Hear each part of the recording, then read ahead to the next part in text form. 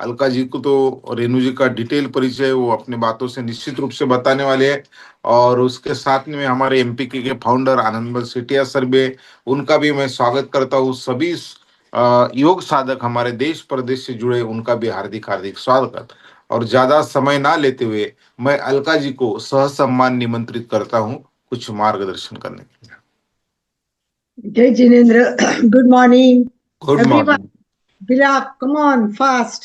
Yes, Relax, relax and ready for class. शरीर को देखो स्वस्थ, स्वस्थ कैसे रहना है, हर एक यहाँ जुड़ा है। वह रेणु जी स्वस्थ और मस्त रहने के टिप्स लेने के लिए ही जुड़ा है। यहाँ जितने जुड़े उसमें ऐसे कई हैं कि जो नियमित रूप से जुड़ रहे हैं। कुछ ऐसे है कि इनका ज्ञान इतना है कि वो हमको बताएंगे, आपका ये पॉइंट तो रह गया है ना। तो इस तरह हमारे सब जो श्रोता है बहुत ही मतलब इंटरेस्ट लेने वाले हैं और धीरे धीरे इसमें एक्सपर्ट होके खुद भी लेक्चर के लिए भी अब तैयार हो रहे हैं। सबसे बड़ी बात यह है। और तो आज रेणु जी बेद सूरत से जुड़ी है। आनंद भाई जी को तो पता ही है कि हमारे सूरत के डायमंड में से एक डायमंड है। तो हमारे प्रेक्षाधन का जो इतना सुंदर विषय टॉपिक है, रेणु जी जुड़ी और इसमें डेप्थ में जाते जाते जाते बहुत ही डेप्थ में जा रहे हैं। और इसके साथ उनका शेयर करने का बहुत ही बढ़िया तरीका है और बहुत ही सुंदर तरीके से वो सबको जोड़ते हैं और अपनी इंफॉर्मेशन बहुत अच्छी तरह से सबको बताते हैं। सबसे बड़ी बात यही है कि वो ट्रेनर के रूप में सबको सेवा देते हैं। और अभी अभी सीरियाली भी जाके आए हैं और सीरियाली में जो क्लास चलते हैं उसमें अभी रेणु जी जाके आ गए हैं और अभी आनंद भाई जी भी जाने वाले हैं। तो हम बड़े भाग्यवान हैं कि ऐसे ट्रेनर के जिनको बुलाया जाता है, धर्मेश मुनि जी जैसे इतने बड़े जो हमारे इस प्रेक्षा ध्यान के पुस्तक लिखकर हम सबको उस जमाने से आज तक गाइडलाइन करने वाले, इतने गहराई में उतरे हुए, कहते हैं उनका साथ 1 मिनट से भी अधिक एक बार चलता है। इतना अभ्यास करने वाले और व्यक्तित्व इन लोगों को बुलाते हैं, ऐसे ट्रेनर हमको मिले हैं। तो अभी ज्यादा समय मैं लेना नहीं चाहूंगी और मैं बस यही कहना चाहूंगी कि पता है सबको कि पहला सुख निरोगी काया, मालूम तो सब है, परंतु सामने कुछ आ जाता है, वाह ये तो मुझे बहुत पसंद है। फिर वो पिज्जा हो, मैदे की चीज हो, पास्ता हो, पसंद अगर हो तो उस समय दिमाग में से ये सब निकल जाता है कि प्रेक्षा ध्यान में क्या सुना है, सुबह के क्लास में क्या सुना है। तो ये सब होता ही रहता है। तो बार बार बार इस तरह अच्छे प्रवक्ता वक्ताएं और ज्ञान देते रहेंगे। तो सिंपल सिंपल बातें कि सबसे पहले बेसिक है कि पाया पाया पक्का होना चाहिए। और वो पाया क्या है, हमारी काया है और बाकी सब क्या है, माया है। तो हमको इन सब चीजों से दूर होना है, काया से काया पर कंसंट्रेशन करना है। और जब हमारी काया स्वस्थ होगी तभी हमारी साधना अच्छी होगी। अगर ध्यान करना है, अगर मोक्ष प्राप्त करना है, कुछ भी करना है, तो शरीर पहला हमारा है। तो उसके लिए छोटी छोटी बातें ध्यान रखना है, जल्दी उठना है, बाकी कुछ भी नहीं है। छोटी सी बातें प्रयोग कीजिए, प्रैक्टिस करोगे तो हो जाएगा। जितने जल्दी उठोगे और वॉक करो, वॉक करोगे वॉक करोगे और वो भी थोड़ा सा धूप में जाके वॉक करो, D3 मिल जाएगा। कितने लोगों की आज कैल्शियम की प्रॉब्लम है क्योंकि धूप देखते ही नहीं है। धूप का पता ही नहीं चलता है कब आते है कब जाते है, बस घर में रहना है, सुबह नाश्ता फ्रेश क्या क्या बेटी चाहिए आज लोगों को कुछ। तो ये सब लाइफस्टाइल बदलनी चाहिए, हड्डियां कमजोर नहीं रहेगी अगर छोटी छोटी बातें करोगे, D3 लोगे तो। और सिंपल है कि सात्विक भोजन। और आज सबसे बड़ी बात है कि रेणु जी ने इसके लिए डाइटिशियन का कोर्स किया, मतलब पढ़ते पढ़ते जिसकी जरूरत है वो उसको जोड़ रहे हैं और उसको और डेप्थ में हमें बताने की कोशिश कर रहे हैं। तो भोजन जितना अच्छा होगा और उतना अच्छा रहेगा। छोटी छोटी छोटी चीजें, ज्यादा डेप्थ में नहीं जाऊंगे, पर एक बात है कि प्रधानमंत्री मोदी जी ने भी हमको जागरूक किया है। इनकी मन की बात की लास्ट वाली जो हमारे सामने सीरियल आई तो उन्होंने कितना कुछ हमको, उन्होंने एक जंग छेड़ी है कि भारत में कितने लोग मोटे हो रहे, परसेंटेज आ रहे, कितने लोग मोटे हो रहे, कितना डायबिटीज बढ़ रहा है। डायबिटीज का हब बना है इंडिया और इसके बेसिक क्या है, इसके कारण क्या है, इन पर चर्चा चल रही है। और वो चर्चा आगे बढ़ने के लिए और स्वस्थ मस्त कैसे रहे इसका मार्गदर्शन करने के लिए मैं रेणु जी को आमंत्रित करती हूँ। Most welcome. तो चलिए ओम हाथ अरहम, ओम अरहम, हम ओम वेलकम, अरहम। वेलकम रेणु जी। त्रिवेणी संगम आपका सहर्ष स्वागत करते हैं, सुस्वागतम। Thank you so much Alka ji, Raju ji, Anand Mal ji uncle. Omar वंदे गुरुवरम, वंदे गुरुवरम, वंदे गुरुवरम। आज की इस क्लास में त्रिवेणी संगम में उपस्थित सभी पार्टिसिपेंट्स को मेरा ओम अरहम, a very good morning to all of you. कहते हैं पहला सुख निरोगी काया, यानी स्वस्थ शरीर सबसे पहला सुख हर कोई की चाह होती है। जब कभी हम किसी से मिलते हैं तो पहला क्वेश्चन होता है हाउ आर यू, क्या हालचाल, कैसे तबीयत पानी। सबसे पहले क्वेश्चन यही होते हैं कि आप कैसे हो, आपकी तबीयत कैसी है ना। तो इतना इम्पोर्टेंट है, सबसे पहले हर कोई की चाह रहती है कि मैं स्वस्थ रहूं। और इसीलिए कहा गया है कि जैसे आनंद मल जी अंकल ने कहा, सातों सुख में से फर्स्ट है पहला सुख निरोगी काया। अगर स्वस्थ शरीर है तो सब कुछ है। ठीक है। तो प्रेक्षा ध्यान की पद्धति, ये एक साधना, दो पहलू है इसके। एक तो साधना में आगे बढ़ाती है, चेतना के विकास के लिए साधनात्मक पहलू है। और अगर मैं कहूँ प्रेक्षा ध्यान का दूसरा पहलू है तो वो है चिकित्सात्मक पहलू, जिनसे हम स्वास्थ्य से रिलेटेड समस्याएं सुलझा सकते हैं। तो वैसे तो स्वास्थ्य की कई डेफिनेशंस है। WHO वर्ल्ड हेल्थ ऑर्गेनाइजेशन के अनुसार it is a state of complete physical, mental and social well-being. It is not a state of complete, खाली उसका ही नहीं है, इट्स अ स्टेट ऑफ, हम बोल सकते हैं फिजिकल, मेंटल, सोशल वेलबींग। खाली डिजीज ना हो ये उनका परिभाषा नहीं। It's not merely absence of disease, ये सब चीज चाहिए हमें, ओवरऑल वेलबींग चाहिए। अगर आयुर्वेद में कहे तो उनकी एक स्वास्थ्य की परिभाषा है कि जहाँ इंद्रियां मन प्रसन्न रहे वो स्वस्थ है। बट आचार्य श्री महाप्रज्ञ जी ने बहुत सुंदर परिभाषा दी है स्वास्थ्य की, जो मुझे बहुत मतलब अच्छी लगती है। उन्होंने कहा है स्वास्थ्य यानी क्या, स्व में स्थित रहना। स्वास्थ्य यानी स्वस्थ रहना, यानी स्व में स्थित रहना। तो वो कैसे होगा, स्व में स्थित हम कैसे रहेंगे, जब हम समाधि में रहेंगे।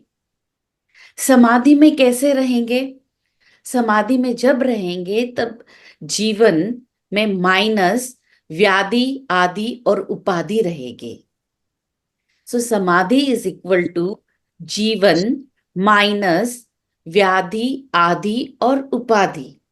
व्याधि यानी हमारा जो शारीरिक रोग है, और आदि यानी मानसिक, उपाधि यानी भावनात्मक रोग। इन तीनों रोगों से जब हम बचेंगे तो ये हमारा कंप्लीट आरोग्य होगा। आरोग्य केवल शारीरिक हेल्थ नहीं है, आरोग्य यानी ये तीनों हेल्थ, फिजिकल, मेंटल और इमोशनल या स्पिरिचुअल हेल्थ होगी, तो हम समाधि में रहेंगे। कितना सुंदर डेफिनेशन दिया है स्वास्थ्य का।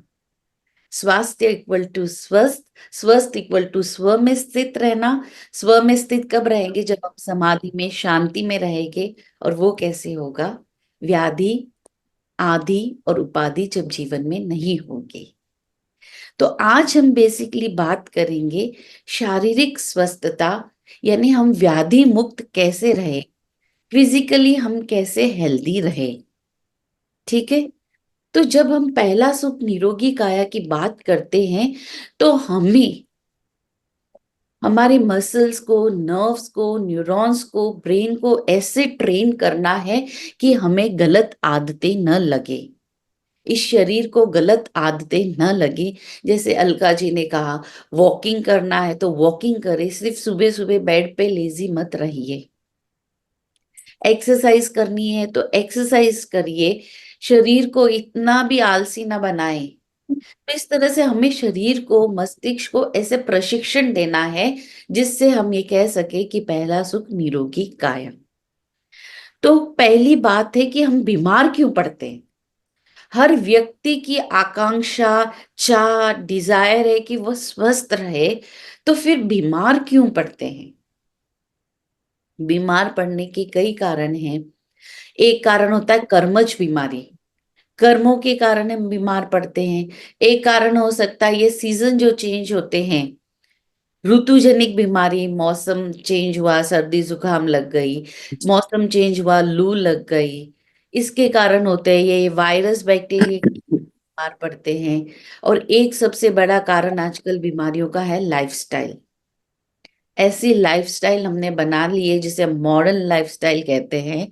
इस तरह की लाइफस्टाइल के कारण भी हम बीमार होते हैं। तो मेडिकल साइंस कहेगा कि व्यक्ति बीमार इसलिए पड़ा है क्योंकि उसकी इम्यूनिटी कम हो गई है, रेजिस्टेंस पावर कम हो गया है।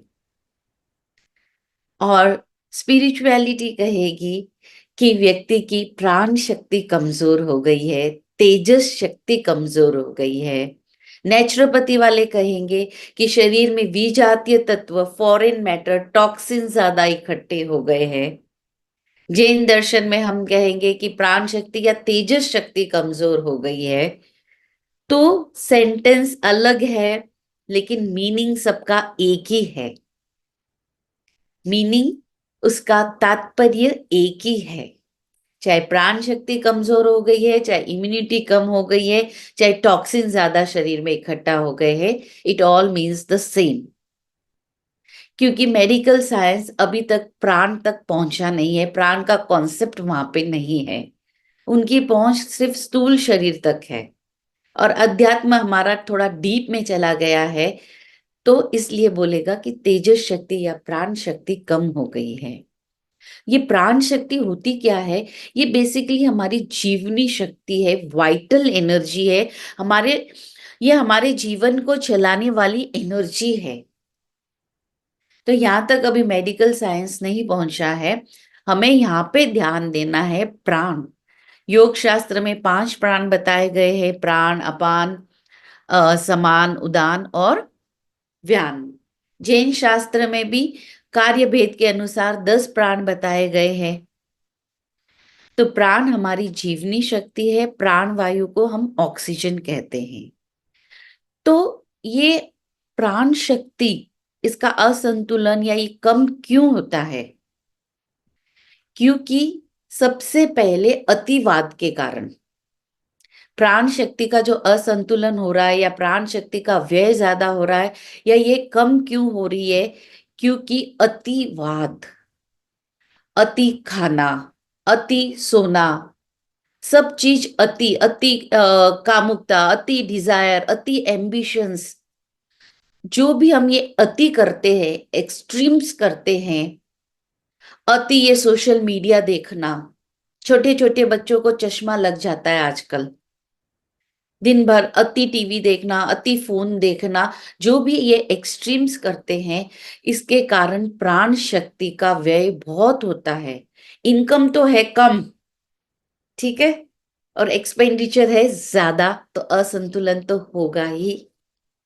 दिन भर हमारा कुछ ना कुछ चलता रहता है, यहाँ जाना, वो जाना, ये देखना, वो फोन, ये वो, इतना सारा हम बोलते हैं ना हाइपर एक्टिव रहने लग गए हैं।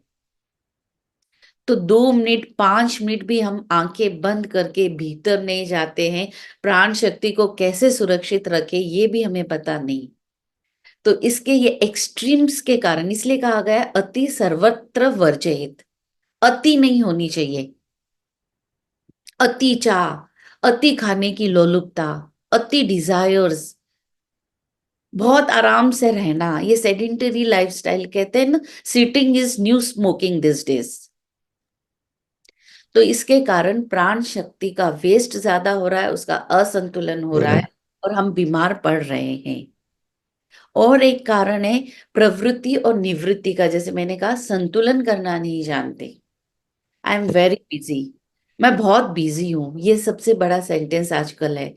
कोई भी, मैं बहुत बिजी हूँ, कल मैं बिजी हूँ, है ना। तो प्रवृत्ति और निवृत्ति का एक संतुलन होना चाहिए। अगर ये संतुलन नहीं होगा तो तनाव होगा, बीमारियां होगी, भावनात्मक अंतर्द्वंद, मानसिक क्लेश ये चलते रहेंगे और हमें पता ही नहीं चलता है कि हम कब कैसे बीमार हो जाते हैं। तो बीमारियां केवल शरीर से नहीं, भावनात्मक बीमारी भी आप देखिए, साइकोसोमेटिक डिजीज भी 70% बीमारियां आजकल है साइकोसोमेटिक डिजीज, हमारे मन और भावों से। इसके लिए जरूरी है कि हम इस पे ध्यान दें, प्राण शक्ति पे ध्यान दें। और प्राण शक्ति के संतुलन का जो ये प्रवृत्ति और निवृत्ति, हम जो काम ही काम कर रहे हैं, निवृत्ति करना नहीं जान रहे, विश्राम लेना नहीं जान रहे, अपने भीतर आना नहीं जान रहे, इसके कारण ज्यादा थकान, बीमारी, तनाव हो रहा है। तो इसके लिए प्रवृत्ति और निवृत्ति का संतुलन करना सीखें। हर 2 घंटे में 5 मिनट, हर घंटे में 5 मिनट विश्राम करना सीखें। और इसके लिए सबसे बढ़िया उपाय है कायोत्सर्ग। अगर आपको स्वस्थ रहना है तो सबसे अच्छा उपाय है कायोत्सर्ग। इसीलिए कहा गया है कायो सगम तवो कुज्जा सव दुख विमुखनम। कायोत्सर्ग सब दुखों से मुक्ति दिलाने वाला है। अगर मैं साइंटिफिक पर्सपेक्टिव में कहूं तो कायोत्सर्ग अनेक बीमारियों से निजात दिलाने वाला है। अगर आपको नींद नहीं आ रही है, आप कायोत्सर्ग करिए। Blood pressure, cholesterol, diabetes, heart related problem, और सबसे इंपॉर्टेंट, जब आप कायोत्सर्ग का प्रयोग करते हैं तो जो प्राण का असंतुलन हो गया है वो संतुलित हो जाता है। जैसे ही शरीर को शिथिल करेंगे, जो भी प्राण का असंतुलन था वो संतुलित हो जाएगा। इसलिए जब आप कायोत्सर्ग करते हैं तो कई बार आपको झटके भी लगते हैं। वो क्यों होता है? क्योंकि प्राण का संतुलन हो रहा होता है, कहीं ज्यादा हो गया या कहीं कम हो गया है, और या कहीं ब्लॉकेज आ गया है, तो उसको रुकावट को क्लीन करता है कायोत्सर्ग। और अगर आपकी नाभि पे अगर प्राण इकट्ठा ज्यादा हो गया है तो फिर आप इरिटेटेड, गुस्सेल रहेंगे। अगर काम केंद्र पे प्राण ऊर्जा ज्यादा इकट्ठी हो गई है तो काम वासना ज्यादा सताएगी, तो ये ज्यादा होती है तो भी नुकसान। अगर प्राण शक्ति कम हो गई तो आप देखेंगे वहां पेन होगा, कई बार लकवा हो जाता है। तो ये प्राण शक्ति का सम्यक उपयोग होना चाहिए। खाली आप निष्क्रिय दिन भर सेडेंटरी बैठे रहेंगे तो भी प्राण शक्ति क्या होगी? वो भी निष्क्रिय हो जाएगी। सम्यक प्रॉपर यूज, जहां यूज करना है उसको यूज करिए, जहां विश्राम देना है विश्राम दीजिए। ये हमें समझना है। दूसरा प्रयोग होगा शरीर प्रेक्षा। अगर स्वस्थ रहना है तो उसकी चाबी है शरीर प्रेक्षा। ये कायोत्सर्ग का अगला स्टेप है। शिथिलीकरण के बाद आपको शरीर प्रेक्षा का प्रयोग करना है। शरीर को देखना है, प्रेक्षा यानी देखना है। कैसे देखना है? तटस्थ होकर देखना है, प्रिय अप्रिय संवेदन से मुक्त होकर देखना है। तो इससे होगा क्या, कैसे शरीर स्वस्थ रहेगा, इसको समझिए। जब आप शरीर को देख रहे हैं, तटस्थ भाव से देख रहे हैं, तो क्या होगा? हमारे प्रेक्षा ध्यान का थंब रूल है, जहां जहां चित्त वहां वहां प्राण, और जहां जहां प्राण वहां वहां ब्लड सर्कुलेशन अच्छा, वहां वहां प्राण का संतुलन अच्छा होगा। आप बंद आंखों से चित्त को पूरे शरीर पर ले जा रहे हैं, उसे देख रहे हैं, तो उसके पीछे पीछे प्राण का प्रवाह आएगा। प्राण का प्रवाह आएगा तो मेडिकल साइंस में हम बोलेंगे कि वहां ब्लड सर्कुलेशन अच्छा होगा। स्पिरिचुअलिटी में हम बोलेंगे वहां प्राण का संतुलन हो जाएगा, प्राण का प्रवाह अच्छा हो जाएगा और आप स्वस्थ रहोगे। साइंटिफिकली जब आप शरीर प्रेक्षा करते हो, जब आप पूरे चित्त को पूरे शरीर पर ले जाते हो और देखते हो, तो आपके आरबीसीज में जो हीमोग्लोबिन है वो ऑक्सीजन को ज्यादा एब्सॉर्ब करेगी। जो आपके WBC है, जो एंटीबॉडीज बनाते हैं एंटीजन से फाइट करने के लिए, उनकी क्षमता बढ़ जाएगी, उनकी वो ज्यादा बढ़ जाएगी कैपेसिटी। जो आपके आरबीसी और डब्ल्यूबीसी की वर्किंग एज है वो बढ़ जाएगी शरीर प्रेक्षा से। तो हम कह सकते हैं कि शरीर प्रेक्षा ओवरऑल हेल्थ और इम्यूनिटी के लिए सबसे अच्छा प्रयोग है, कायोत्सर्ग और शरीर प्रेक्षा। जहां कहीं भी आपको दर्द है या शरीर में पेन हो रहा है, उस भाग की भी प्रेक्षा आप कर सकते हैं, कम से कम 20 मिनट्स या 30 मिनट्स, और आप देखोगे कि वो पेन चला जाएगा। आधी घंटा की शरीर प्रेक्षा से बड़े से बड़ा दर्द चला जाएगा। घाव हो गया है, कोई दर्द है तो भी उसके कारण दर्द हो रहा है, आप आधी घंटा, अगर हाथ पे आपको दर्द है तो सिर्फ आधी घंटा वहां पे शरीर प्रेक्षा करिए, तो आप देखिए कि क्या फायदा होता है आपको। पूरे शरीर का भी कर सकते हैं, एक पार्ट का भी कर सकते हैं। मैं स्क्रीन शेयर करना चाहूंगी। ये हमने देखा स्वस्थ इक्वल टू समाधि इक्वल टू, आप लिख सकते हैं जीवन माइनस व्याधि आदि उपाधि। स्वास्थ्य की सबसे अच्छी परिभाषा ये हमने जाना। अध्यात्म में कहेंगे प्राण शक्ति कम हो गई, मेडिकल साइंस कहेगा रोग प्रतिरोधक शक्ति कम हो गई। तो स्वास्थ्य का अर्थ है प्राण का संतुलन, बस इतना आप गांठ बांध लीजिए। स्वास्थ्य का अर्थ है प्राण का संतुलन। तो कुछ उपाय हम शेयर कर रहे हैं। तो शरीर प्रेक्षा, कायोत्सर्ग हमने कर लिया। अब श्वास प्रेक्षण। आज हम सिर्फ शारीरिक स्वास्थ्य की बात करेंगे, फिर अगले हमारा जब सेशन होगा तब मैं मेंटल हेल्थ के बारे में बताऊंगी और फिर उसके बाद इमोशनल हेल्थ के बारे में। तो श्वास प्रेक्षा से फिजिकल हेल्थ आपकी कैसी अच्छी रहती है। तो श्वास प्रेक्षा का एक प्रयोग होता है प्रेक्षा ध्यान में, संवृत्ति श्वास प्रेक्षा। संवृत्ति श्वास प्रेक्षा में हम लेफ्ट से श्वास लेंगे और राइट से श्वास छोड़ेंगे। ये सिर्फ अनुलोम विलोम का प्रयोग नहीं है, इसमें हम प्रेक्षा कर रहे हैं, राग द्वेष मुक्त होकर देख रहे हैं, प्रॉपर ध्यान का प्रयोग कर रहे हैं। तो यहाँ पे प्राण का क्या होता है, पूरा संतुलन हो जाता है। लेफ्ट और राइट ब्रेन हेमिस्फीयर हमारे एकदम बैलेंस्ड हो जाते हैं। प्राण का भी संतुलन हो जाता है, क्योंकि हम चंद्र स्वर से ले रहे हैं, सूर्य स्वर से छोड़ रहे हैं, सूर्य स्वर से ले रहे हैं, चंद्र स्वर से छोड़ रहे हैं। तो ये भी बेस्ट प्रयोग है। दीर्घ श्वास प्रेक्षा। दीर्घ श्वास प्रेक्षा में जब आप लंबा लंबा धीरे धीरे मंद श्वास लेते, लयबद्ध श्वास लेते हैं, तो आप सिर्फ ऑक्सीजन नहीं ले रहे हैं, उसके साथ प्राण तत्व भी भीतर जा रहा है, प्राण भी भीतर जा रहा है। अगर आप बीमार है, ठीक है, आप लाख दवाइयां ले ले, लेकिन अगर आपकी प्राण शक्ति कमजोर है तो वो दवाइयां भी काम नहीं करेगी। तो इसलिए जब आप दीर्घ श्वास प्रेक्षा करते हैं तो आप श्वास के साथ प्राण भी ले रहे, प्राण तत्व भी ले रहे, प्राण शक्ति का संचय भी कर रहे हैं, जिससे आपकी इम्यूनिटी अच्छी रहती है। आसन में कई आसन है, लेकिन सर्वांग आसन बेस्ट है अगर शारीरिक स्वास्थ्य रहना है। वैसे तो कई आसन है। आसन से क्या होता है कि हमारे जो अवयव है, ऑर्गन्स है, उनकी स्टेमिना बढ़ जाती है, वहाँ ब्लड सर्कुलेशन अच्छा होता है, इसलिए इम्यूनिटी हमारी अच्छी हो जाती है। अगर आपका पाचन तंत्र गड़बड़ाया हुआ है तो खाने के बाद आप 10 मिनट वज्रासन में बैठ जाएं, डाइजेस्टिव सिस्टम में सुधार हो जाएगा। हर एक अवयव के रोग के लिए आसन है। अगर आपको डायबिटीज है तो आप मंडूक आसन करिए, अगर थायराइड है तो सर्वांग आसन करिए। हर एक के लिए आसन है और उस अवयव को आप ठीक कर सकते हैं। तो आसन भी सबसे अच्छा प्रयोग है अगर आपको स्वस्थ रहना है तो। आज सब जगह कहा जा रहा है डाइट, मेडिटेशन और एक्सरसाइज, ये 3 चीज हमें फॉलो करनी है अगर स्वस्थ रहना है तो। और उसमें आसन सबसे अच्छा प्रयोग है, क्योंकि वहां पे हमारे हर एक अवयव को स्वस्थ रहने का विधान है।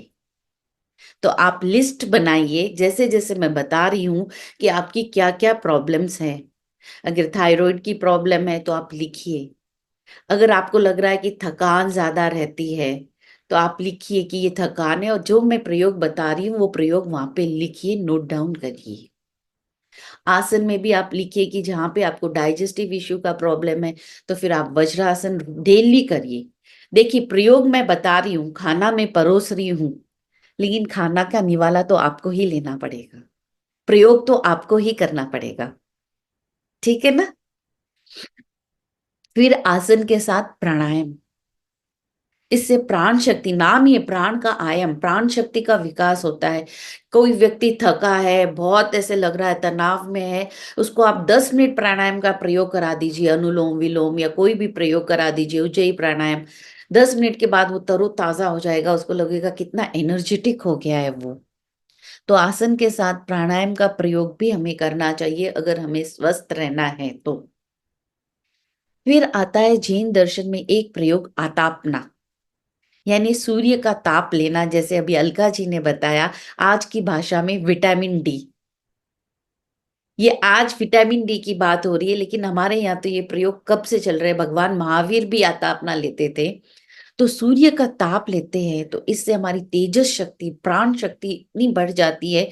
कम से कम डेली 5-10 मिनट आप सूर्य के सामने बैठकर, लेटकर, खड़े होकर, ऑपोजिट ऐसे बैठ सकते हैं अगर सामने आइस पे लगता है तो आप बैठ के संकल्प पूर्वक ये करिए कि ये सूर्य की रश्मियों के साथ मेरे शरीर में प्राण शक्ति भीतर जा रही है, प्राण शक्ति पुष्ट हो रही है, मैं स्वस्थ हो रही हूँ। इस तरह का आप श्वास के साथ संकल्प करिए धूप लेते लेते, तो आप देखिए डेली कि आपकी हेल्थ में कितना सुधार आएगा। क्योंकि हर प्रयोग के साथ संकल्प जब हम करते हैं, एफर्मेशंस हम बोलते हैं, हम अपने आप को भावित करते हैं, तो प्राण शक्ति आपकी इतनी अच्छी हो जाएगी, आप स्वस्थ रहने लग जाएंगे। धूप का धूप लेना हो जाएगा, संकल्प के साथ लेंगे तो वो और इफेक्टिव होगी। मुद्रा में प्राण मुद्रा, ये प्राण मुद्रा जो है आपकी, ये लास्ट वाली फिंगर और ये अनामिका और लास्ट वाली फिंगर, इसको ऐसे करके प्राण मुद्रा बोलते हैं। इसका नाम ही प्राण मुद्रा है, महाप्राण प्राण मुद्रा। इससे आपकी जीवनी शक्ति बढ़ती है, कमजोरी दूर होती है, और जो आपकी रक्त वाहिनियों में ब्लॉकेजेस है वो हटने लगती है। प्राण मुद्रा, लास्ट ये फिंगर है और ये आपकी अनामिका और ये आपकी लिटिल फिंगर, लास्ट फिंगर, इसको ऐसे प्रेस करना है अंगूठे से। इसको आप 30 मिनट्स 45 मिनट्स आप जब भी सो रहे, बात कर रहे, टीवी देख रहे, इसको कर सकते हैं। प्राण मुद्रा जीवनी शक्ति, प्राण शक्ति के लिए, नाम ही इसका प्राण मुद्रा है।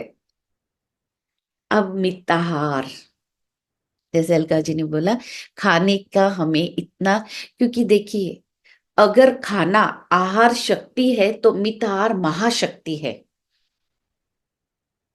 तो हमें खाने पे भी बहुत ध्यान देना है। इस पे तो अलग से एक टॉपिक कभी हम लेंगे, मिताहार। जब हम साइंस में बात करते हैं बैलेंस डाइट की, कि सब न्यूट्रिएंट्स होना चाहिए, जो हमारे कार्ब्स, प्रोटीन, विटामिन, मिनरल्स और फैट्स, वाटर, वो एक पहलू है। लेकिन मितार इतना ब्रॉड पहलू है, आचार्य श्री महाप्रज्ञा जी ने दिया है। अगर आप बैलेंस डाइट ले रहे हैं लेकिन आप ज्यादा खाना खा रहे हैं तो वो कैसे हेल्पफुल रहेगा।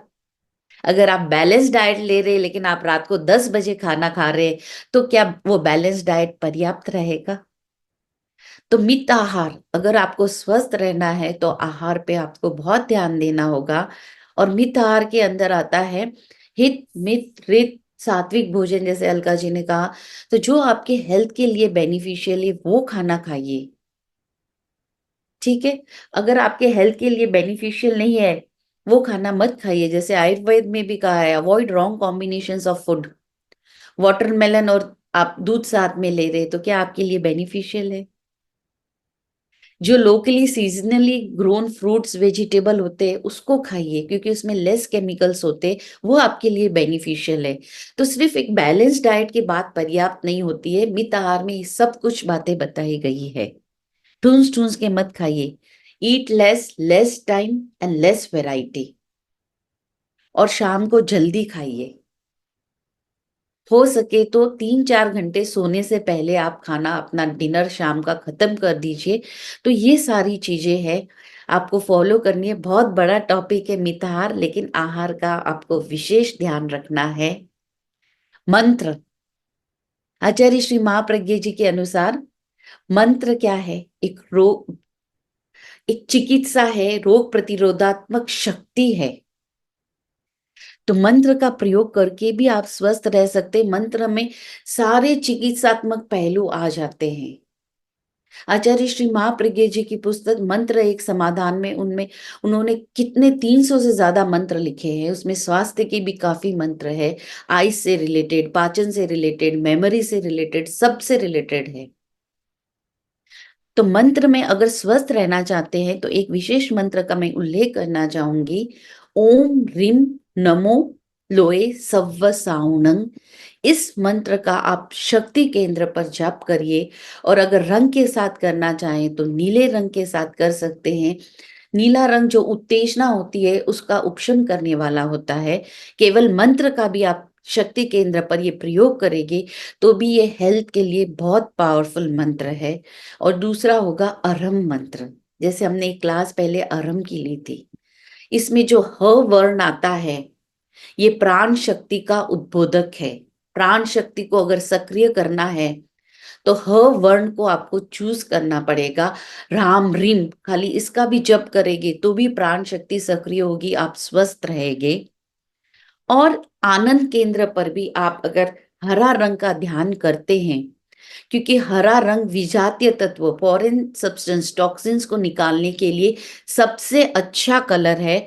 और आनंद केंद्र ये आपके थाइमस ग्रंथि का प्रभाव क्षेत्र है जो आपके इम्यून सिस्टम के लिए अच्छी है।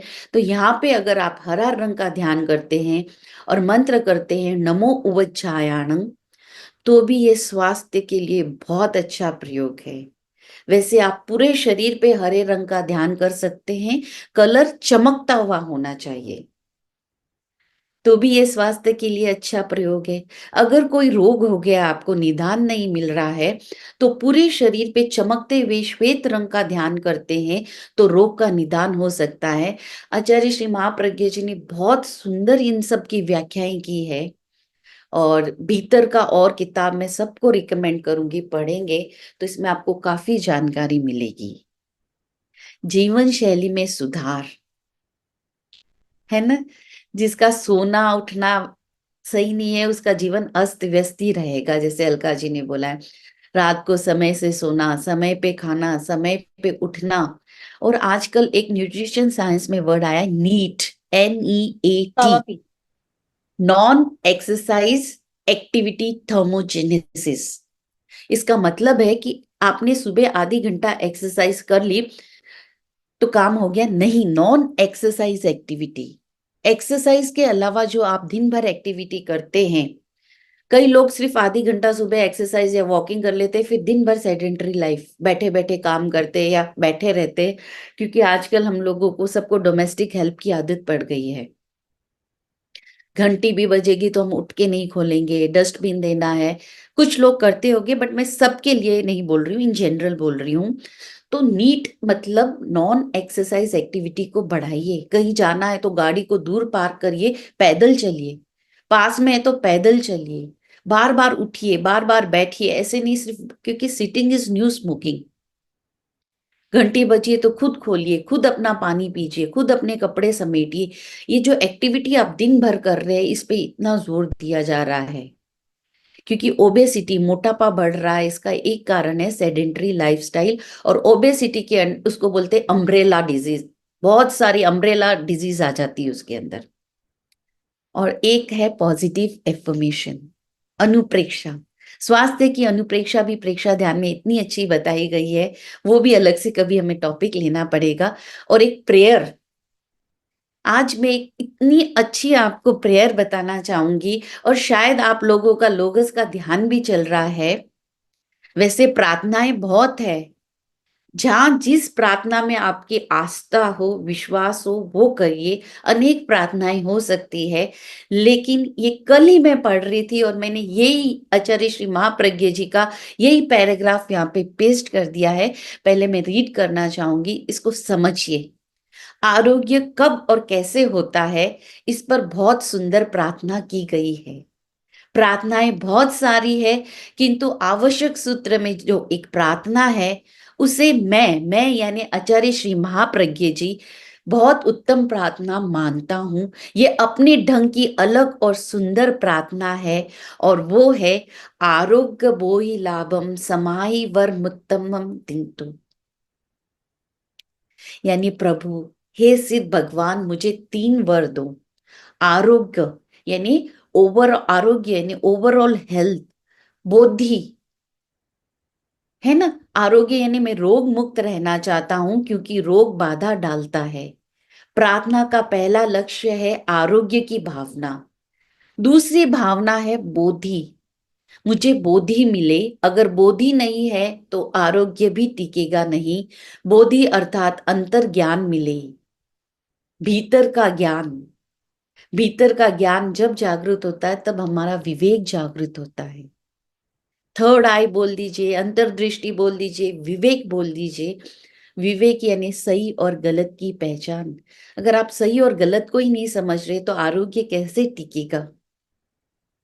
और फिर समाधि, शांति, ये दोनों है तो समाधि अपने आप आ जाएगी। कितनी सुंदर प्रार्थना है कि मुझे आरोग्य दे।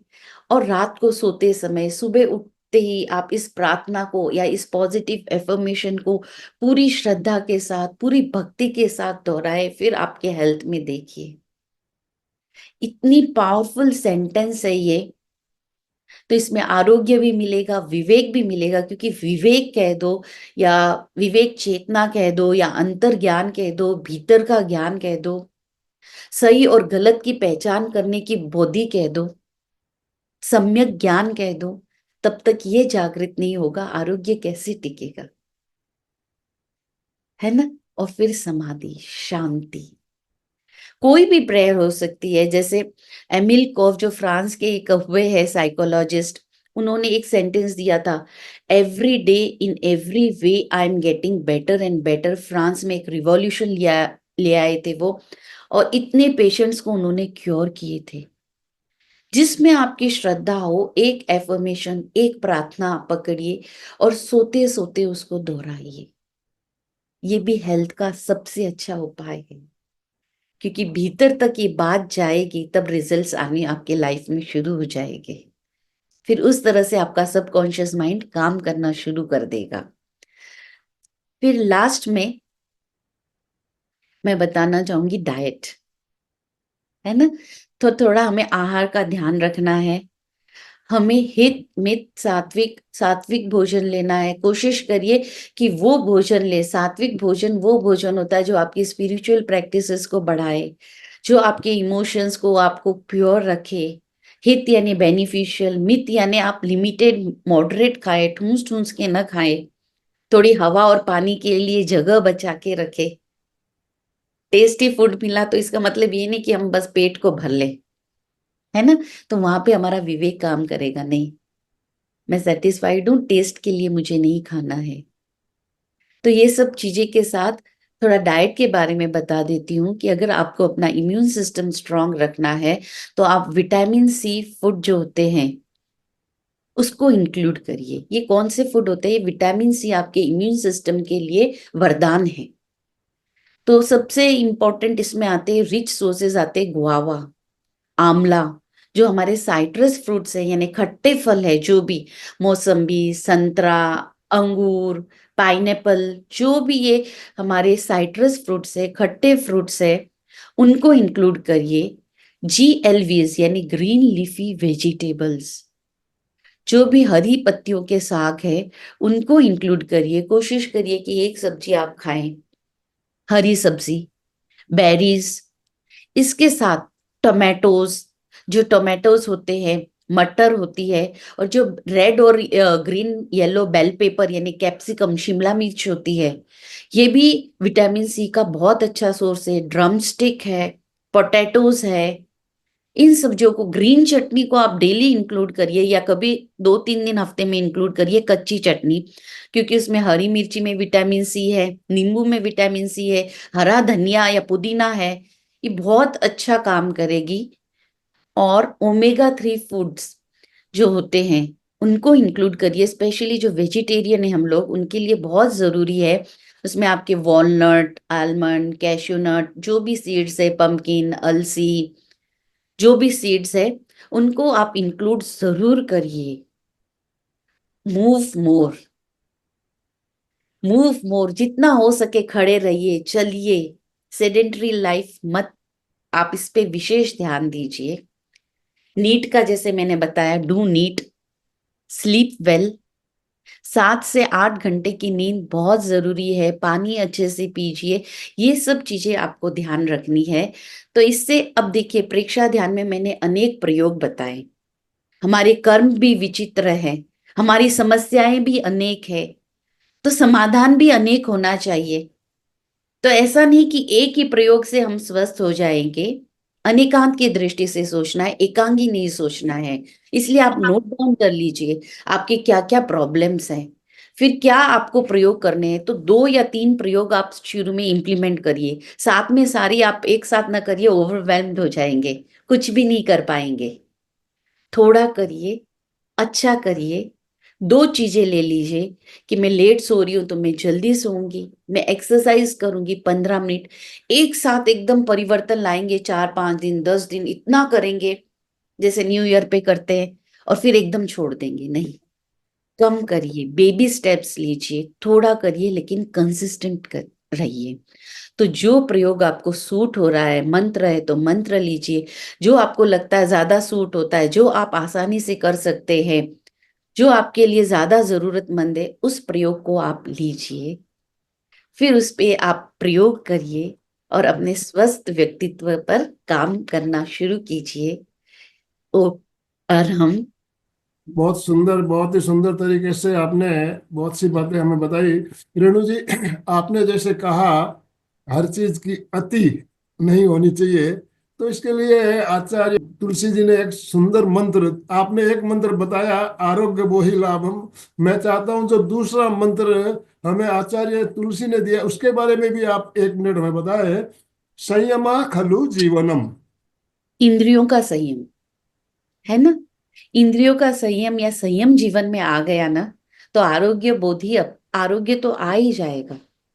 संयम जो हम तपस्या करते हैं, हमारे जैन दर्शन में होती है तपस्या, फास्टिंग करते हैं, उणोद्री करते हैं, भूख से थोड़ा कम खाना, उसे हम उणोद्री बोलते हैं।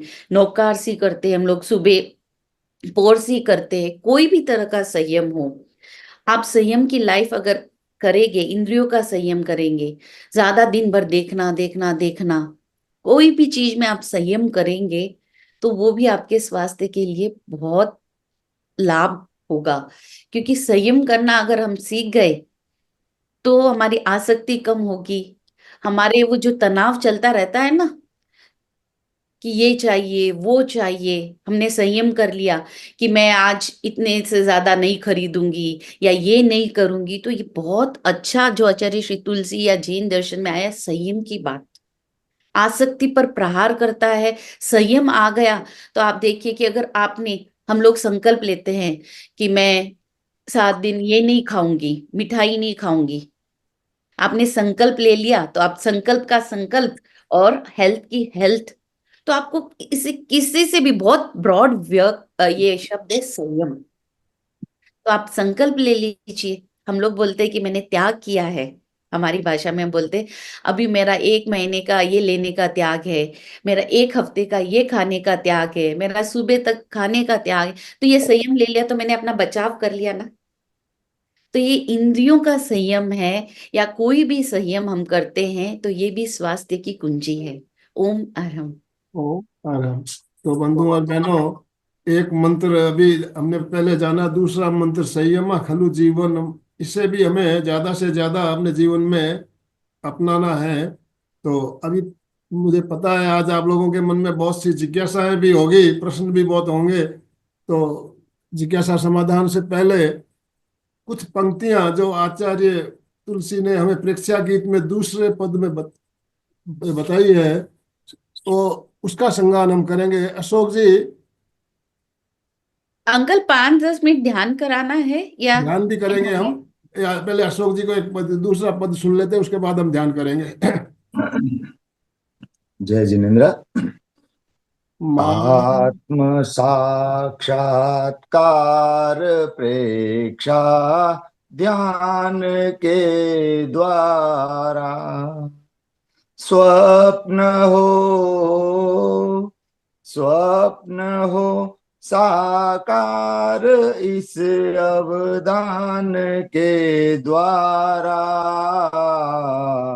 आत्म साक्षात्कार प्रेक्षा ध्यान के द्वारा। मानसिक संतुलन तुलन जागृति और चित समाधि और चित चित समाधि।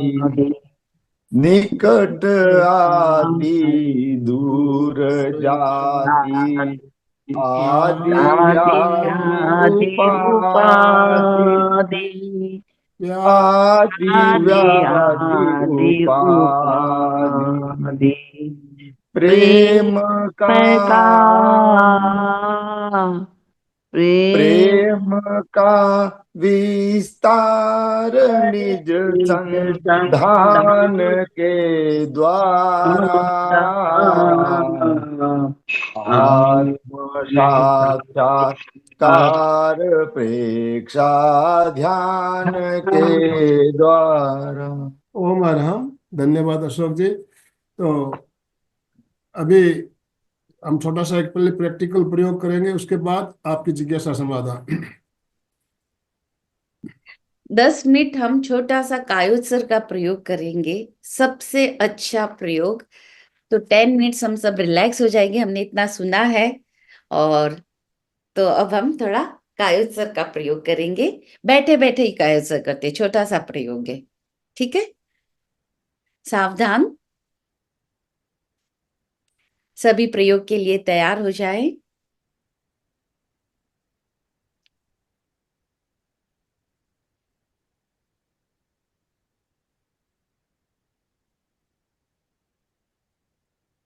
सीधे बैठे, रीढ़ की हड्डी को सीधा रखें, ध्यान आसन का चुनाव, जिस भी आसन में आप कंफर्टेबली बैठना चाहें। रीढ़ की हड्डी सीधी,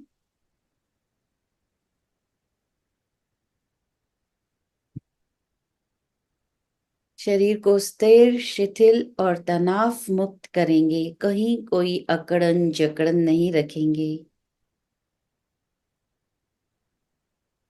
शरीर की पकड़ को ढीला छोड़ें।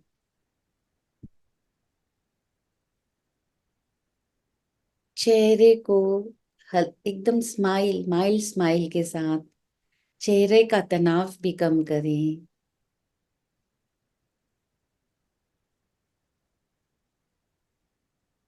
मंद मुस्कान के साथ कायोत्सर्ग का प्रयोग करेंगे। प्रतिमा के भांति शरीर को अडोल रखें, हलन चलन न करें। पूरी स्थिरता,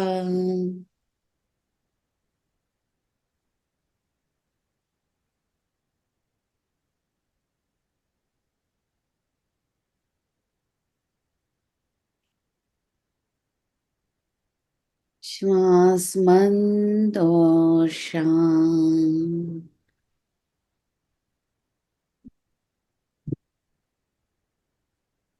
मंद श्वास ले, धीरे धीरे।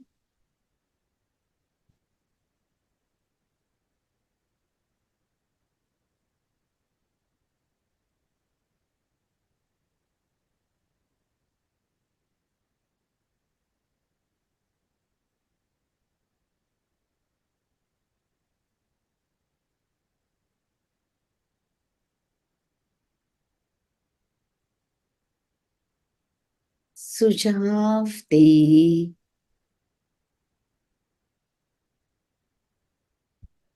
पूरा शरीर,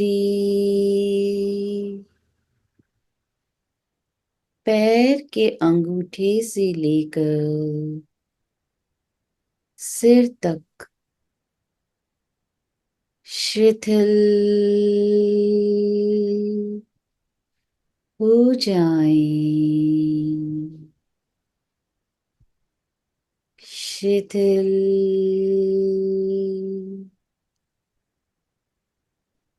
हो जाए, शिथिल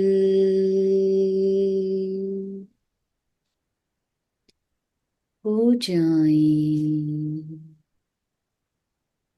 रिलैक्स, रिलैक्स, रिलैक्स।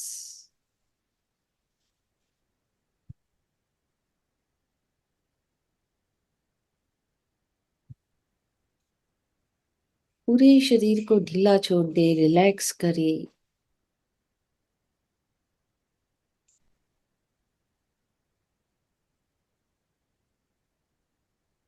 अनुभव करेंगे दोनों पैर रिलैक्स हो रहे हैं। दोनों पैर की एक एक अवयव शिथिल हो रहे हैं।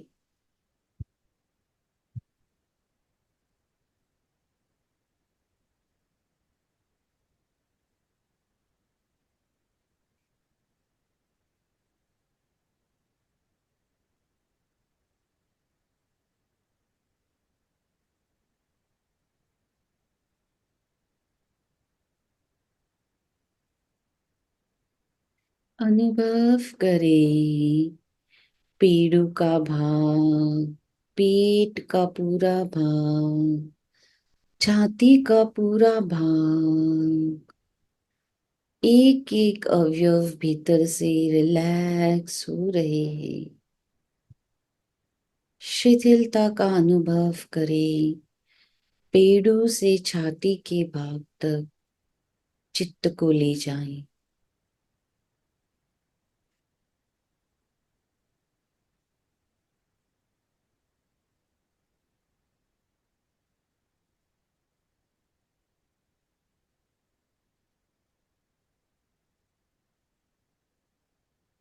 इसी प्रकार पेट का पूरा भाग, गर्दन रिलैक्स हो रही है।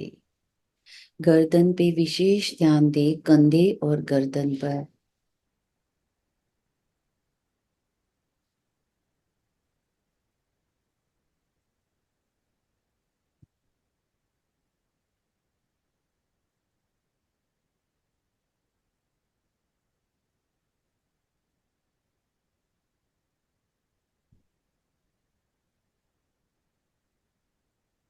अब राइट हैंड पर अपना ध्यान ले जाएं। अनुभव करें राइट हैंड के अंगूठे से लेकर कंधे तक पूरा दायां हाथ रिलैक्स हो रहा है। कहीं कोई अकड़न जकड़न नहीं है। रिलैक्स।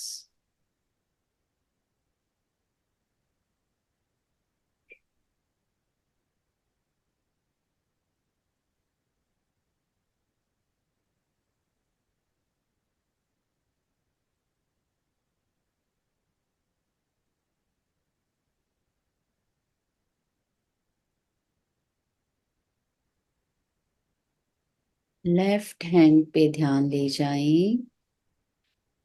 पूरे लेफ्ट हैंड को रिलैक्स करें और अनुभव करें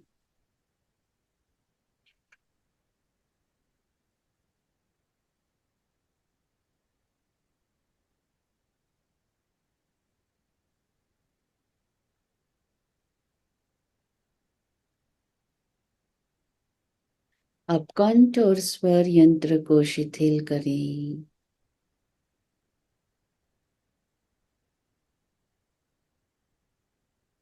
बहुत महत्वपूर्ण स्थान। विचारों को यदि कम करना है तो कंठ को शिथिल करना सीखें।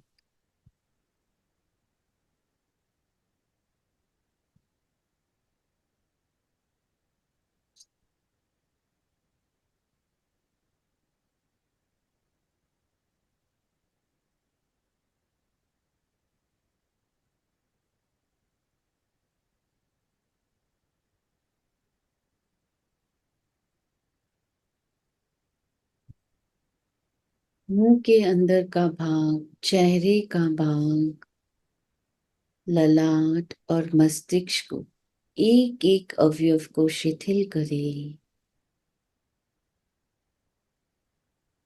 कोई तनाव न हो चेहरे पे। मस्तिष्क को पूरा रिलैक्स करें।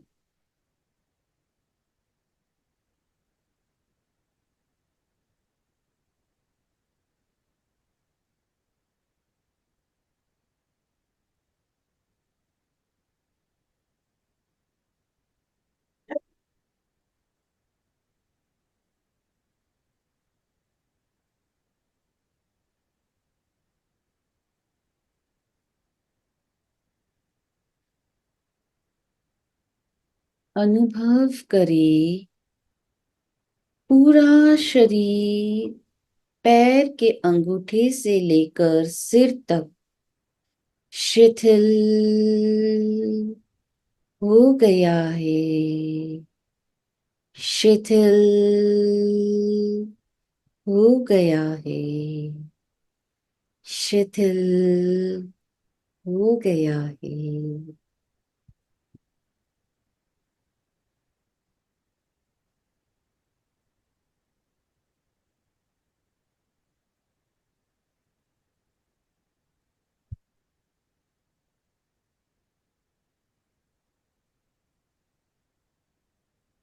2-3 दीर्घ श्वास के साथ प्रयोग संपन्न करें।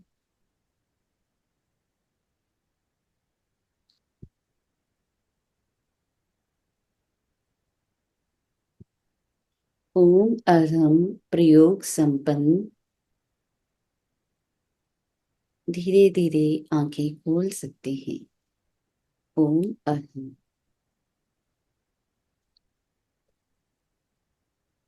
छोटा सा प्रयोग अरहम। किया। आई होप सभी रिलैक्स हैं। यस, बहुत ही सुंदर, बहुत ही सुंदर। छोटा सा कायस्वर का प्रयोग कितना जरूरी हमारे लिए हम सब जानते हैं। बंधुओं और बहनों, अभी कुछ ही दिन पहले सविता जी ने श्रेष्ठ मैनेजमेंट का जो 3 एपिसोड उन्होंने लिए थे, तीसरे एपिसोड में भी उन्होंने कायस्वर का ही प्रयोग करवाया था, 10 मिनट का।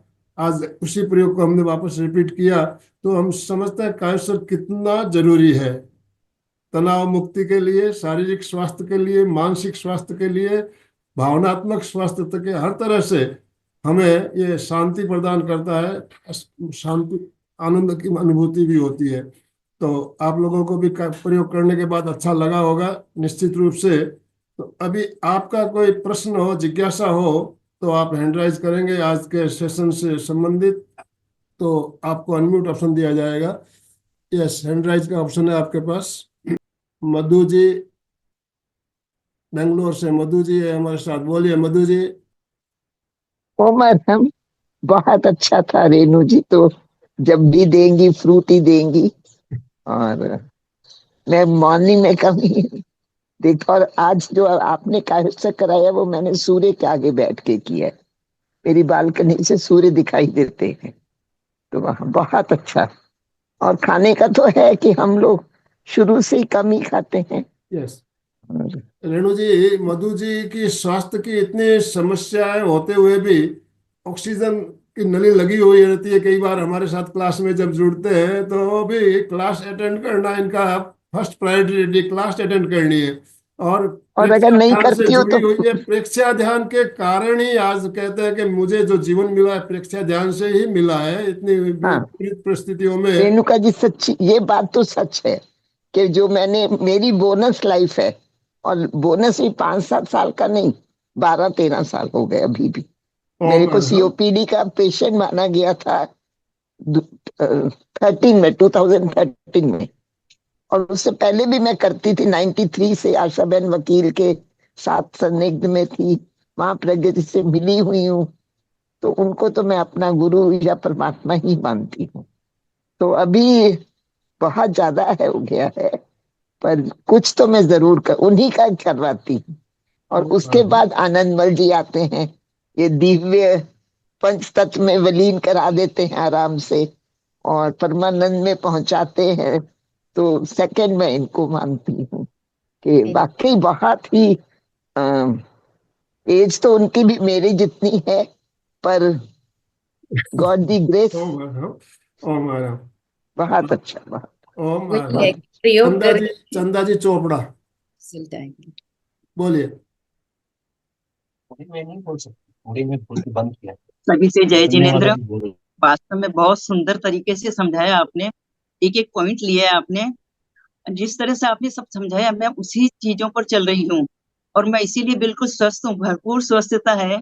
मैंने 72 कंप्लीट कर लिए हैं, पर मुझे नहीं लगता कि मैं कहीं किसी भी तरह से मैं एक टेबलेट भी नहीं खाती हूँ, और पूरी अपने टाइम पे उठना बैठना सोना खाना पीना सब वैसा ही चलता है मेरा।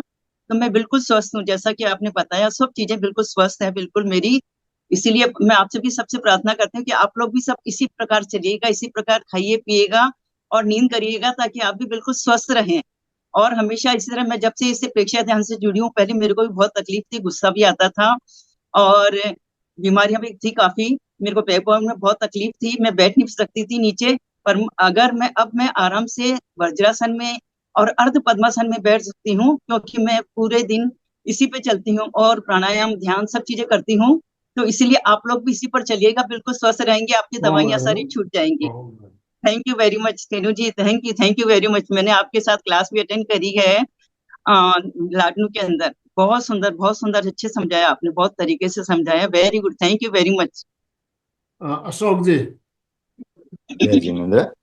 रेणु जी ने स्वस्थ जीवन शैली के लिए काफी अच्छे से समझाया। उसमें एक दो बात के लिए थोड़ा क्लेरिफिकेशन चाहिए था। जैसे आपने बोला ऑक्सीजन मतलब प्राण शक्ति, पर मेरे हिसाब से ऑक्सीजन के साथ में प्राण शक्ति आती नहीं, होगी, मैंने क्योंकि ऑक्सीजन ऑक्सीजन प्राण वायु बोला था अशोक जी, प्राण प्राण वायु। वायु। ऑक्सीजन, हाँ, ओके। ऑक्सीजन प्राण वायु, और प्राण हाँ, शक्ति हमारा प्राण तत्व जीवनी शक्ति। हाँ, क्योंकि जब ऑक्सीजन आता तो उसके साथ में प्राण शक्ति आती है और वो प्राण प्राण वायु शक्ति काम यानी करती ऑक्सीजन बोला, प्राण वायु।